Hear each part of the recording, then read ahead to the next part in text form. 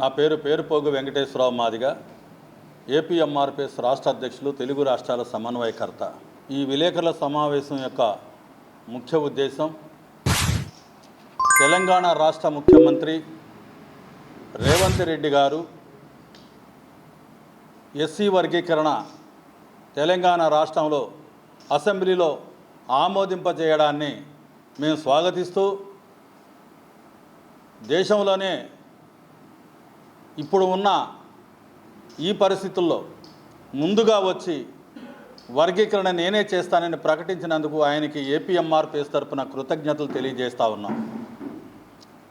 ఎందుకనంటే 2024 ఆగస్టు 1వ తేదీన సుప్రీంకోర్టు ధర్మాసనం ఎస్సీలను ఏబిసిడి గ్రూపులుగా వర్గీకరించుకోవచ్చు,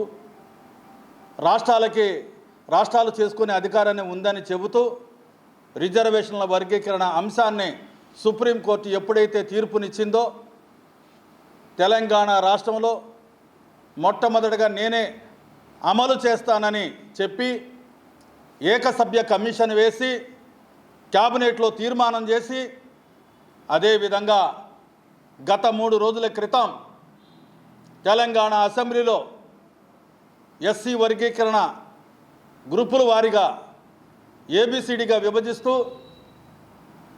తెలంగాణ రాష్ట్ర ముఖ్యమంత్రి రేవంత్ రెడ్డి గారు అసెంబ్లీలో ఆమోదింపజేయడానికి ఆ తీర్పుని ఆ నిర్ణయాన్ని మేము పూర్తిగా స్వాగతిస్తున్నాం, అభినందిస్తున్నాం.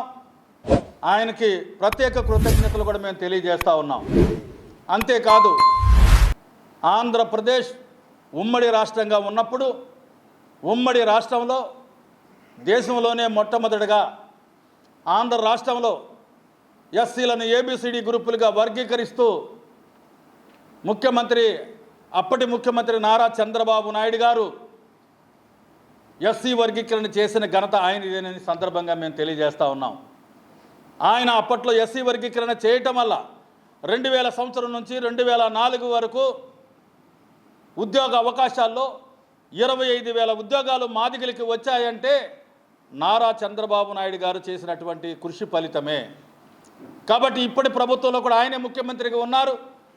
ఎస్సీ వర్గీకరణ గతంలో చేసింది ఆయన, ఇప్పుడు చేయబోయేది కూడా ఆయననే ఒక నమ్మకం, విశ్వాసం మా జాతికి ఉందని ఈ సందర్భంగా మేము వ్యక్తపరుస్తూ ఉన్నాం. త్వరలోనే చేస్తారని నమ్ముతున్నాం. ఆయన కూడా ఏకసభ్య కమిషన్ రంజాన్ మిశ్రా గారిని వేసి కులగణన జరిపి త్వరలోనే ఎస్సీ వర్గీకరణ ఆంధ్రప్రదేశ్లో కూడా జరగబోతుంది, చేస్తారనే నమ్మకం మాకుంది చంద్రబాబు గారి మీద. ఈ సందర్భంగా మేము తెలియజేస్తూ ఉన్నాం. అంతేకాదు, తెలంగాణ రాష్ట్రంలో ఎస్సీ వర్గీకరణ రేవంత్ రెడ్డి చేసిన వెంటనే ఆ రాష్ట్రంలో సంబరాలు జరుపుకోనియకుండా మందా కృష్ణ మాదిగ మాకు 9% కాదు 11% రిజర్వేషన్లు అమలు చేయాలని రేవంత్ రెడ్డిని ఏదైతే విమర్శిస్తున్నాడో మేము దాన్ని తీవ్రంగా ఖండిస్తూ ఉన్నాం. ఎందుకనంటే మందా కృష్ణకు ఎస్సీ వర్గీకరణ పట్ల చిత్తశుద్ధి ఉన్నట్లయితే 2024 ఆగస్టు 1వ తేదీన సుప్రీంకోర్టు ధర్మాసనం తీర్పు ఇచ్చిన వెంటనే రేవంత్ రెడ్డి నేను తెలంగాణ రాష్ట్రంలో ఎస్సీ వర్గీకరణ అమలు చేస్తానని చెప్పినప్పుడు ఉద్యమ నాయకుడిగా ముందుండి మొట్టమొదటిగా కలిసి తెలంగాణ రాష్ట్రంలో మాదిగలు ఎక్కువ కాబట్టి ఇక్కడ 11% రిజర్వేషన్ కావాలని అప్పుడే అడిగి ఉంటే నిన్న అసెంబ్లీలో ఈ పరిస్థితి వచ్చేది కాదని సందర్భంగా నేను తెలియజేస్తా ఉన్నా. అంటే మందా కృష్ణకు చిత్తశుద్ధి లేకపోవటం వల్లే ఇవాళ 9% రిజర్వేషన్ అక్కడ అమలు చేయడానికి మాదిగల తరపున జరిగింది. 10%, 11% రావాలని ఉంటే నువ్వు అప్పుడే అడిగి ఉండాలి. నీకు చిత్తశుద్ధి లేదు. ఇవాళ కేవలం నువ్వు మాట్లాడటం అంటే అక్కడ వర్గీకరణ అమలు జరగకుండా అడ్డుకోవటానికి రేవంత్ రెడ్డిని విమర్శిస్తుంది. కేవలం రిజర్వేషన్లు అమలు జరగకుండా ఉండడం కోసమే కాలడ్డం పెడుతున్నాడు మందాకృష్ణ అని సందర్భంగా మేము తెలియజేస్తూ ఉన్నాం. అంతేకాదు, దామోదర్ రాజనరసింహ ఆయన ఉమ్మడి రాష్ట్రంలో ఎస్సీ సప్లాన్ చట్టాన్ని తీసుకురావడానికి అప్పటి ప్రభుత్వంలో కృషి చేసింది దామోదర్ రాజనరసింహ గారే. ఇప్పటి ప్రభుత్వంలో, తెలంగాణ ప్రభుత్వంలో అసెంబ్లీలో ఎస్సీ వర్గీకరణ ఆమోదం పొందడానికి కూడా కృషి చేసింది దామోదర్ రాజనరసింహ గారే.